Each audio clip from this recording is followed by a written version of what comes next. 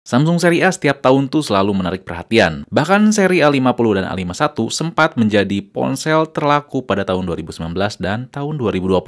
Saya dapat katakan Samsung seri A itu memang bagus dan bahkan lebih baik dibandingkan seri M. Ada 5 alasan yang membuat saya bisa menarik kesimpulan seperti itu.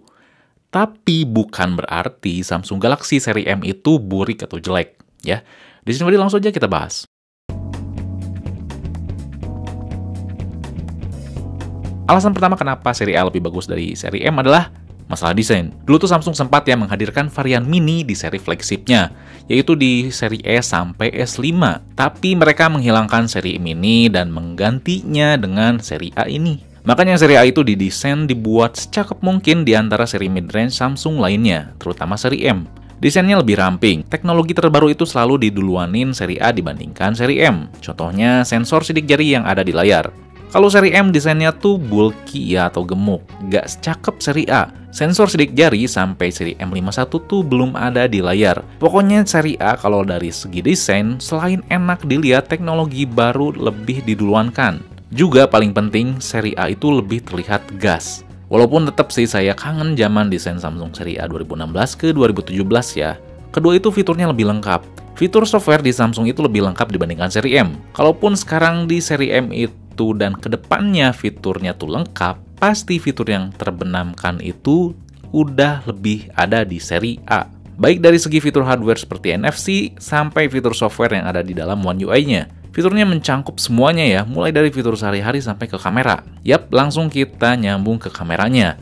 Kamera seri A itu lebih bagus dibandingkan seri M. Selain fiturnya lebih lengkap, software kamera di seri A itu lebih dioptimasi untuk menghasilkan gambar yang lebih baik. Walaupun misalnya ada seri A dan seri M yang punya sensor atau resolusi kameranya yang sama ya. Yang keempat itu adalah security Knox. Mungkin nggak banyak orang yang mempermasalahkan sih, tapi Knox itu sangat kepake masalah perlindungan data dari serangan luar.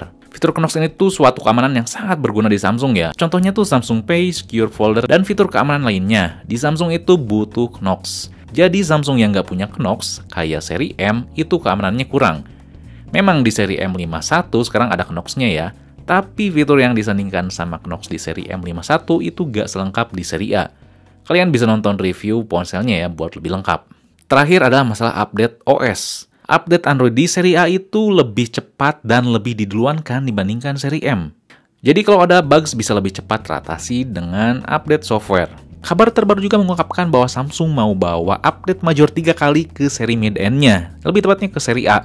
Emang kabarnya baru seri A51 dan A71. Kemungkinan juga nanti bakal diterapin ke A52 dan A72. Bisa jadi emang masalah update 3 kali major Android ini bakal diterapin ke seri M atau seri lainnya. Cuman pasti kecepatan mendapatkan update-nya lebih diduluankan si seri A. Bahkan masalah security patch seri M itu ketinggalan. Karena biasanya seri M dikasih update 3-4 bulan sekali. M51 aja yang keluar belum lama ini, security patch-nya tuh masih mentok di bulan Agustus sampai video ini dibuat. Tapi bukan berarti Samsung seri M itu percuma ya dibuat oleh Samsung, karena ada 3 alasan tersendiri kenapa kalian mending beli seri M aja dibandingkan seri A. Yang pertama adalah lebih murah. Yap, Samsung seri M itu lebih murah dibandingkan seri A. Karena ya kayak yang dibahas sebelumnya, software fiturnya kurang lengkap, nggak selalu harus pakai teknologi terkini kayak sensor sidik jari di layar. Pokoknya seri M itu dipangkas demikian rupa dibandingkan seri A agar harganya lebih murah dan lebih terjangkau. Tapi tentunya tetap ada fitur-fitur esensial di dalamnya. Kedua itu lebih awet. Seperti yang dibilang sebelumnya, seri M itu baterainya lebih awet banget. Di samping karena kapasitas baterai lebih besar, baterai awetnya juga karena ada hal lain. Yaitu seri M nggak punya fitur sebanyak seri A yang tadi udah dibahas, yang membuat si baterainya tuh lebih enteng. Karena kalian tahu ya, fitur yang minim ini tidak membutuhkan atau tidak menguras baterai secara berlebihan dibandingkan fiturnya yang lebih lengkap. Juga, fitur yang lebih minim ini membuat performa ponsel secara keseluruhan agak lebih cepat dibandingkan seri A. Harus diakui banyak fitur di suatu ponsel selain baterainya lebih terkuras, juga akan lebih membebankan prosesor, sistem operasi, dan lainnya.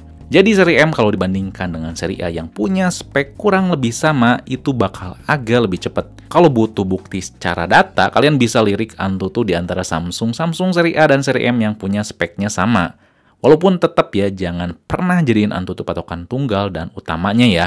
Karena saya beranggapan seperti itu, selain melihat Antutu juga berdasarkan pengalaman pribadi tentunya. Walaupun ya emang nggak signifikan amat ya. Jadi itu dia perbandingannya antara seri A dan seri M yang mungkin akan berguna untuk seri-seri Samsung yang bakal keluar ke depannya. Yang pasti seri A dan seri M itu menyesuaikan kebutuhan masing-masing pasarnya.